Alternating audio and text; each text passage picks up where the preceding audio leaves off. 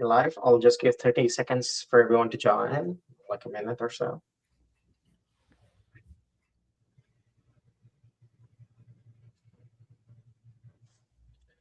Is it nice weather out there in Chicago, Ian? Yeah, yesterday was like 60, 70 degrees. So really enjoyable, but I expect it to switch back to the 40-degree weather again. That's what it does here. How about you? It's really sunny for past 4 days in Vancouver. It feels like a summer for us. I'm ready for it. Me too. Uh, I think we can start right now. Welcome, everyone. Really excited to have everyone here. Today, we'll be talking about Azure Commitments Trap. And as a side note, NOps is also launching NOps Azure Commitment Management, where we manage commitments for Azure Cloud from now on. So if you are interested to get scenes analysis or so, just let us know. We're happy to help you out. And yeah, just jumping into the session, there are like few housekeeping things. The first one would be like, the session is for 30 minutes long, and we'll start exploring around like, Azure commitments, risk mitigation, and also the billing contract changes, and what kind of strategies we need to follow to adapt to these changes that are happening in Azure cloud, and which is like an evolving cloud at this point. And then we'll talk about like a real world playbook and scenarios on how and why and where we should get best benefits and best discounts along with risk mitigation. We'll take questions from the audience. You can just drop all your questions in the comments. Doesn't matter if you're on X, LinkedIn Live, or YouTube, just drop in the comments. We'll be able to see them here. And lastly, today's webinar will be recorded and it will be available on LinkedIn, so you can view it again or share it with your colleagues or friends. Without further ado, before going in there, I want to just introduce Ian. Ian, a quick introduction. Yeah, thanks. So I've been with FinOps for a few months now. I'm the Azure Technical Product Manager. So I've been doing FinOps for about 7 years and specializing in Azure and AWS commitments for the past 4. So happy to be here. Awesome. Thank you. Thanks for joining us and sharing your vast knowledge of Azure commitments.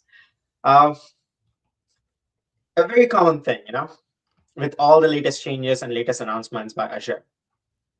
The big idea is that Azure commitments in 2026 are not passive discounts anymore. That means they are active financial instruments. They keep changing, they keep evolving. Yes, when they change, there are certain type of limitations, certain type of things you can do, you cannot do. And there are multiple shifts happening at the same time, right? Especially in 2026. Especially the first thing, like volume discounts are gone. Exchange are becoming less reliable as a safety valve because we don't know when they might be gone and stuff. And Microsoft is also introducing new commitment models like database savings plan, AI models, AI commitments and stuff. And this whole AI category itself is like a new category for many enterprise companies or even small to mid enterprise companies, where it becomes a new spend category and they don't know how to manage it or how to commit for it or how long to commit for it. And so if you're treating your Azure commitments like a quarterly task, there is a very good chance you're going to be leaking money because of the changes that's happening, because of the new terms that they are changing and the contract changes and billing changes that they're doing and everything.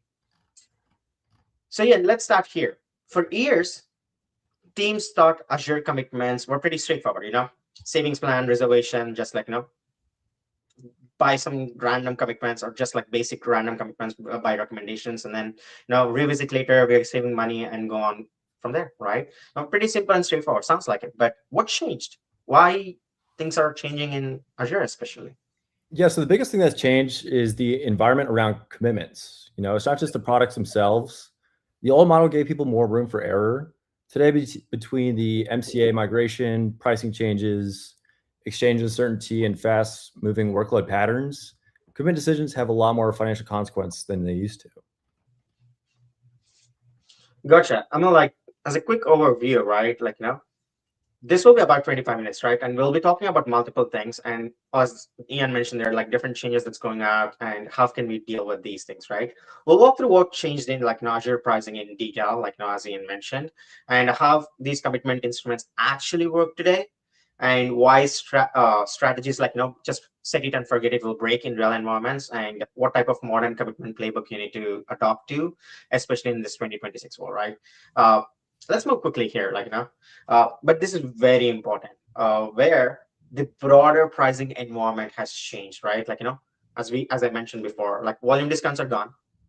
MCA migration is changing the billing structure, and the practical impact is very straightforward and it's pretty this. You can't rely on the old negotiation model, right, which you had with Azure, to protect your Azure economics anymore. Especially the FinOps space, it's not the same logic and same strategy that you need to follow anymore. And Ian, from a FinOps perspective, how does this matter and why does this matter? Yeah, because volume discounts are going away, this changes the baseline, right? If your team assumes discounts will naturally show up through enterprise scale, through historical contract structure, you'll misread what your actual effective rate should be. And once you start layering commitments on top of that bad assumption, at the start, it creates downstream waste very quickly. Yeah, exactly, right. Nothing is automatically optimized anymore, right? You actually need a commitment strategy that works for, especially for all kind of broader spectrum of audiences, and enterprise organization, doesn't matter if you're scaling up massively or scaling down massively or so on and so forth. Exactly. And yeah, and these are the common instruments that people know, right? Which is common across all clouds. It's pretty straightforward. We have reservations, which gives you highest discounts and low flexibility. And savings plan, pretty similar concept, moderate savings but high flexibility.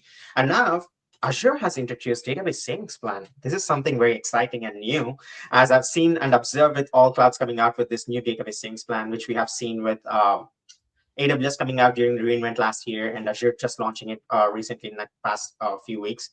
Uh, these are the things that give you more flexibility and stuff, right? But they also give you a new way to think about these commitments. What's the biggest misconception you see here, Ian? Yeah, I think it's people think flexibility automatically means safety, right? It really doesn't. Flexibility reduces one type of risk. You can change your SQL databases to something else, and that's all covered under the database savings plan. But the flexibility only reduces that type of risk. If you overpay for flexibility everywhere, it becomes its own form of waste. There are massive discount percentage differences between the database savings plan versus just reserving the database straight up through a reserved instance. It makes a drastic difference in the grand scheme of things. The real question isn't which instrument is best, it kind of which instrument fits which layer of spend. And also, I think the important question, as you mentioned right now, adding one more point to that, how much risk you want to take on, right? It's not just about savings percentages anymore. It's not about 1 year, 3 years. It's not about reservations or savings plan anymore. It's about how much risk that your organization is willing to take to cover those, top 5-10%, that might 5-10% that is left out there, right? And Exactly. yeah, the common strategies that fail, right? This is a part that makes the Azure commitment management looks harder than it we say, right? The challenge is not about picking the right instrument. That's what we just determined, right? And the real problem is that environment keeps evolving, especially in this AI world, managed services, serverless, people moving from running 10,000 different microservices to one managed service, all gone, right? It's not the same world anymore that we are living in. And there are new demand curves that come in, new patterns that come in, and people have been doing R&D for past 1 year. Now they fail or succeeded. It's a different pattern today, right? And with all these things, there is a different economics that you will land into, and it's also true across all type of compute, right? It could be compute, it could be databases, it could be AI. It's true, things change, things evolve, and we are in a very uncertain world right now. And what does most teams underestimate here in? Yeah, so a lot like what you just said, they really underestimate how quickly yesterday's baseline stops being relevant, right? So there's so many different things, new technologies coming out every 2 weeks, every week, and your state changes with it, right? Migrations happen, teams adopt new services, workloads move regions, AI pilots suddenly become production workloads, and that's exactly why companies move to the cloud in the first place, right? If they want to stop using a legacy virtual machine or database, they can move off it quickly. That it gives the cloud gives them that flexibility, and that's why they move there. And your commitment should have the same flexibility, right? You want it to move as your environment moves with you. So, a commitment strategy built from a static snapshot starts to drift almost immediately from when you make that plan or make that reservation. Exactly, right. That's why your commitment management strategy can be a spreadsheet, and it's not something you revisit once a quarter, once a year or so. Especially let's assume you did a very beautiful forecasting model on a spreadsheet. Let's assume that your finance team came in and said, oh, 10% reduction in next 1 year or 6 months. Let's see how much risk I'm taking on, how much savings, or what is my ROI. Let's assume I add in a 10% growth rate. So you add these forecasting models and you basically say, okay, I think if I go up by 20%, if I go down by like 40%, this is where the baseline lands at, this is where I want to go ahead and buy, so on and so forth. But those things does not come into picture anymore at this point in time, right? Because there is drastic exaggerate changes that's happening where teams, engineering teams are like evolving. They want to reduce their management, reduce their load on how much services they manage or what kind of services they deploy and stuff, right? And these things will be a kicker, when you come into commitments, they will basically throw all your predictions, all your modelings, all your forecasting out of the window right away. And you can go with the same model and expect that, oh, I'll be in a positive side, I'll be on the winning side, or I'll have a positive ROI and all that, right? Yeah, And exactly. And that kind of ties into the database savings plan. I mean, Microsoft kind of soft launched it, and it was available on the platform before they made a formal announcement. And if you had a whole strategy a month ago, that can change a lot of things with just that one rollout, right? And not to mention all the new VM types that are coming out, database types are changing. It's an ever-changing landscape, and you have to adjust for that. exactly, if you don't have that adaptability and flexibility, at the same time lowering your risk and at Yeah, the same time maximizing your savings, this is like the perfect Venn diagram, I would say, that you would want to be at, right? Get the maximum savings possible, be as adaptable as latest commitments and latest databases, latest technologies, and maximize the coverage and savings at the same time, lowering the risk, right? This is like a perfect communion where you need to be at, where everything needs to be satisfied and everything needs to be at the best of the best, right? Creme de la creme is what we would call it, right? Being the best of the best. And being there is very tough choice for many organizations when going on these spreadsheets, right? And exactly. yeah, and then this is like the framework we use internally, and I love this model. Ian, this is like one of the things you proposed, when we discussed long ago. uh, Layer one is databases and storage. That's what we call it. Uh, layer two is core compute. That's what we're looking at, all compute, like VMs and stuff. And layer three is peak AI or on-demand stuff that you have, like that remaining 5-10%, which you don't know how to cover. You don't know what's the ROI is going to be there or not and stuff. Why is this layer model so important here?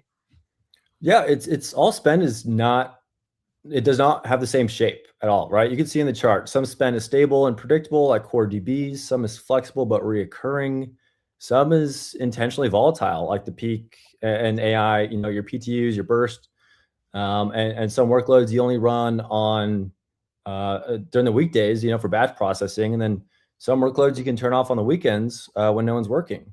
So there's a different approach to each of these layers, right? And if you're not trying to cover all three layers with one commitment type, you either lose savings or create risk.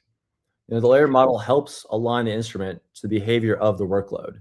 That's really what we're trying to do here is see how your spend is working, see how your usage is, see all the different anomalies or changes, and try to apply reservations on top of that for the most flexible strategy while also maximizing savings. I think just by as you discussed about it, one thing cannot fit everything. It's like one T-shirt cannot fit all, right? Kind of thing, right? One T-shirt size cannot fit all. So you have to think in a very creative way here. It's just statistics here. I believe that you just take one layer, do all types of permutation combinations, type of different type of reservations, different type of combination of commitments. You have these contracts that where you have additional discounts and everything, different timelines, different time frames, starting at different end dates, all these commitments. Increasing the flexibility and reducing the risk is what we want to look at, right?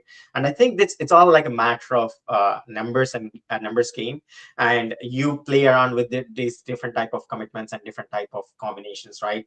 And I would love to know more about it.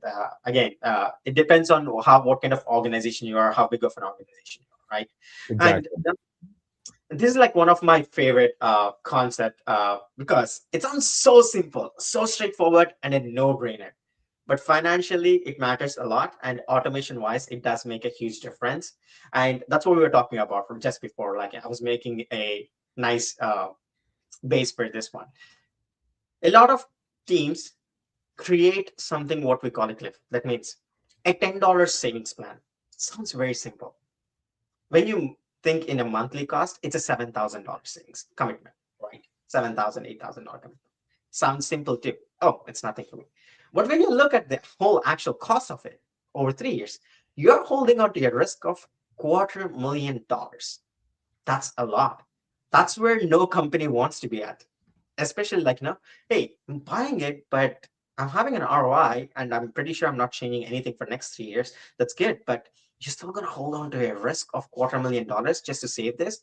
What if there's a way you get the same coverage, you get the same discounts, but you're not actually being risked for $250,000? That's the winning strategy I think I would want to look at and I want to be there, right?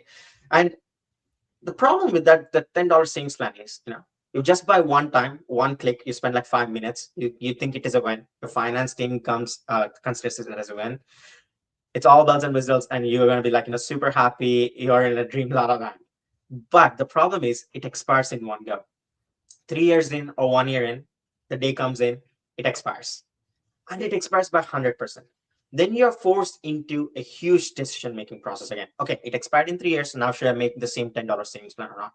Remember, in the past couple of years, AI has thrown off all the calculations, all the FinOps strategies out of the window massively. Now, doing the same mistake again for next 3 years, it's a risk, I would say.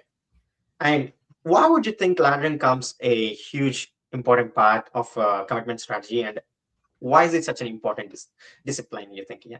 Yeah, it's laddering reduces decision risk. That is the main headline right there. If everything expires at once, right there on like on the left side of the slide, you're making a massive bet pretty much every 1 year or every 3 years based on whatever your environment looks like that month or the past few months. Laddering gives you the optionality and it gives you outs. It gives you the opportunity to make changes in your strategy monthly or even bi-monthly that reflect not only what your usage looks like months ago, but also what you're currently doing. Yeah, it sounds nice. A decision once a year or a quarter that you don't have to worry about, and you just buy the dollar value that Microsoft Azure Advisor or anything is suggesting, and you set it and forget it. But this is a static strategy and can quickly outweigh the benefits of the simplicity because your environment will change, it will grow, it will shrink, and you're left kind of holding the bag. And with the ladder strategy, some commitments are always rolling off, right? Which means you can keep adjusting as your architecture and your demand evolves. Laddering pretty much it enables you to have a set percentage of those commitments roll off every month, and you can adjust along with it, right? So you have a 10% decrease, you're only committed to it for a month or so, and with the decrease in your usage, you can let the reservation expire and you're not paying for any uncommitted usage. It really gives you the flexibility that's missing with this all upfront strategy. Exactly right. And if you think, I think laddering is something that, in my personal opinion, and looking at all the customers out there and talking to these big enterprise companies, they have done this strategy 2 years or 3 years ago. It's paying off today. That's where you have to be at. That means if you're starting off fresh, you have to be starting it off like 2 years ago, but you're late in the game. But doesn't mean that you shouldn't delay it even further. You should kick it off like right away, ASAP, right? Because the reason is that right now the combination that we are showing here is like, for example, of 1 year and 3 years. You can just ladder with 3 years. That means you can just start off the 3 year commitment starting from tomorrow. Every day, every month, every 2 weeks, you can do those ladders, right? It's like a routine. It's like a discipline you have to follow. It's like having a breakfast, having like a lunch kind of thing, where you have to follow it consistently for you to make sure your commitments are being fed and you're getting the maximum discount and lowering your risk, right? And doing that often, doing that very precisely with an evolving environment is where you need to be very careful at. And you can do all 3 years. You can do a combination of 1 year and 3 years. You can just do 1 year as well. It depends on how much risk, how much of a savings you want to take at, and what kind of trade-off you're willing to compromise here, right? Again, if you haven't started laddering, the high recommendation is that you should have started laddering like ages ago. But nothing is wrong and nothing is out of hands yet. You can still start laddering right now, right? And this is where NOps comes in picture, right?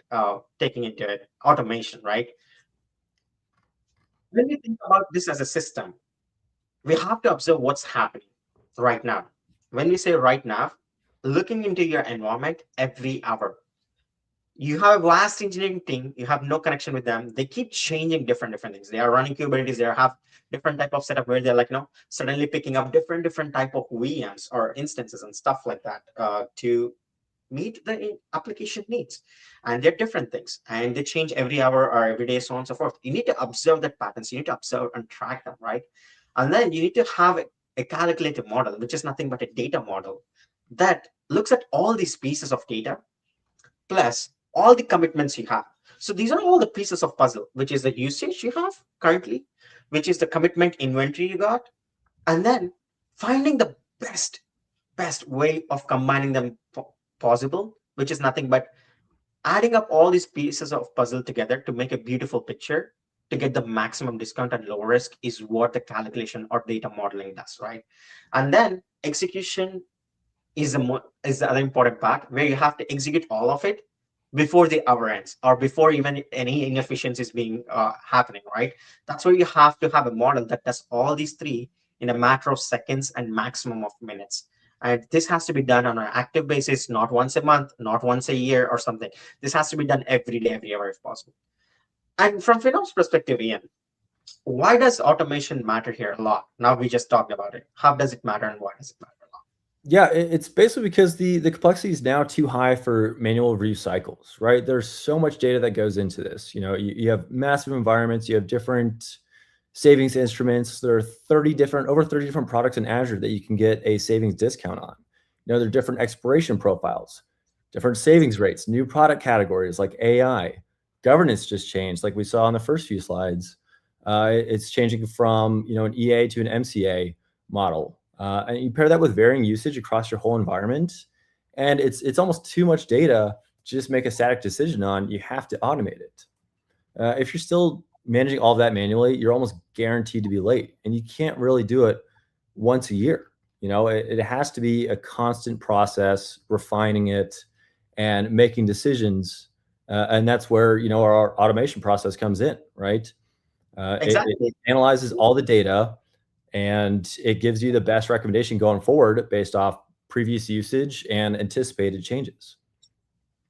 Exactly. And this, as you said, this cannot be done like once a year, not quarterly, not manually, definitely not through stale spreadsheets that has like a very basic forecasting model, or doesn't matter how advanced forecasting model or uh, spreadsheet model you got. It has to be done continuously looking at what's happening in real world, because again, theoretical and practical are always a different strategies, and I can have like my spreadsheet way model way ahead of time, but if it does not match with reality, it's a loss, right? And it's a very here's the reality, right? Looking at it in large environments, especially the organization we deal with, the cost of delay is real. That means they think they need to start laddering and they still take forever to make a decision or something sometimes, right? And it's not just because of one catastrophic decision, it's just because of these tiny little inefficiencies that compound over the time every hour, and this makes a huge value there. What's the most common failure mode you see in here? Yeah, it's actually waiting. There's a quote: "If you choose not to decide, you still made a choice," and it's pretty important, right?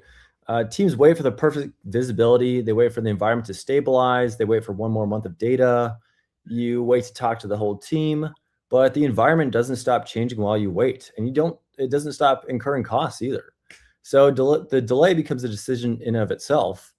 If your previous savings plan that expired was saving you 30% on, let's say, $100,000 of usage, and you wait a month for all the parties to decide what the next best step forward is, you're giving up $30,000 in savings that quick, over 30 days. It changes that fast. That's like a That's trap, one of the right? problems. That's like a trap. That sounds like a crazy trap that nobody wants to be in, right? Yeah, no, exactly. It sneaks up on you quick. Yeah.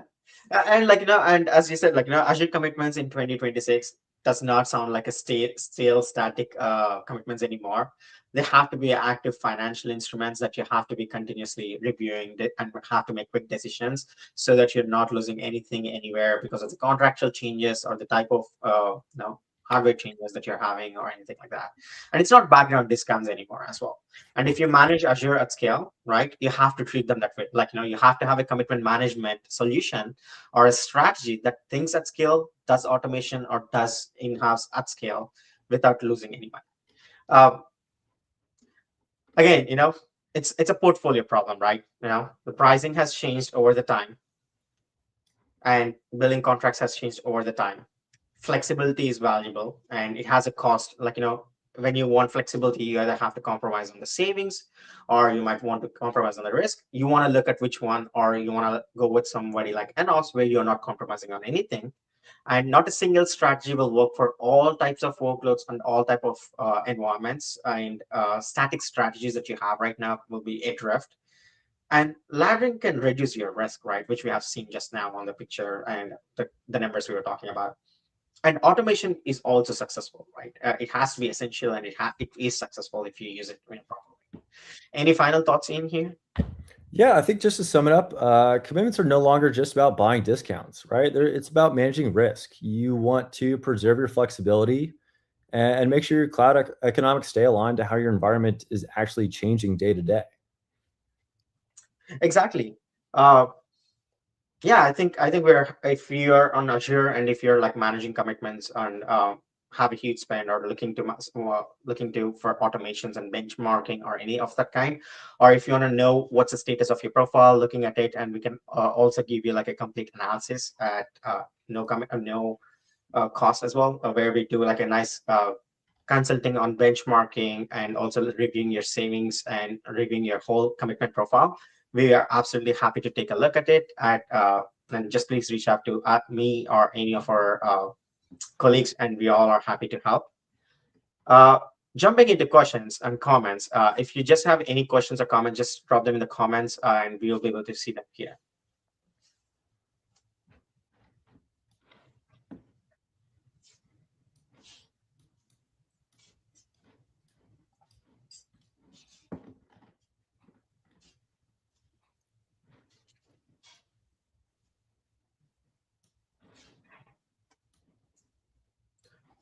Looks like we don't have many. Oh, looks like there is one on a different platform here. Let me just pull it up.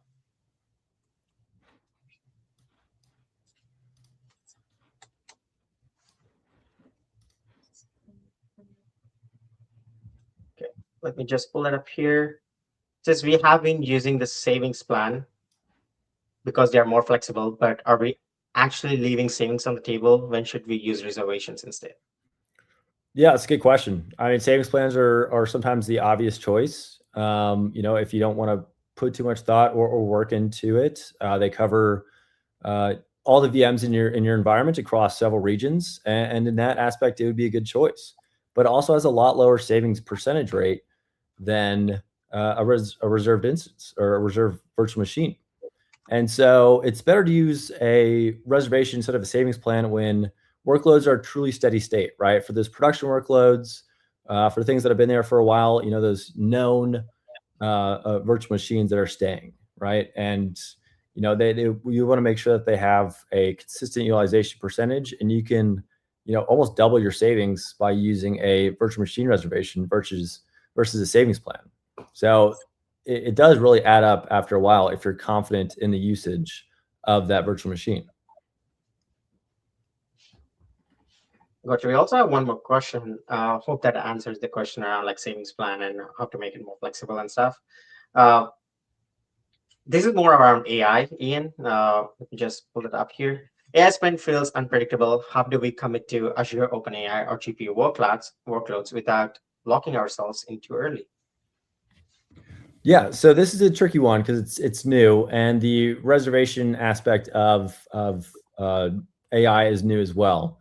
So it's mostly around the consistent workloads as well, right? You guys use let's say like $5,000 a month or something on AI spend, but it changes every day, right? You probably wouldn't use the same AI workloads on the weekends.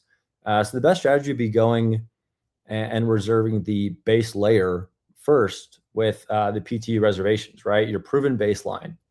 and that will give you the bulk of the savings and ensure high utilization. And then from there, you can see how your AI usage has been changing and try to layer in a higher savings percentage reservation on top of that to ensure the highest discount while ensuring that you keep your utilization as high as possible. Awesome. Hopefully that answers the question that anybody who asked here. Again, if you want a quick benchmarking or analysis that you want to look at how you're doing in commitments or your risk profile on commitments, we are happy to have a look. Please reach out to me or any of our colleagues or Ian as well. We're happy to help you and take a look. Have a wonderful day. Thanks everyone for joining. Thanks.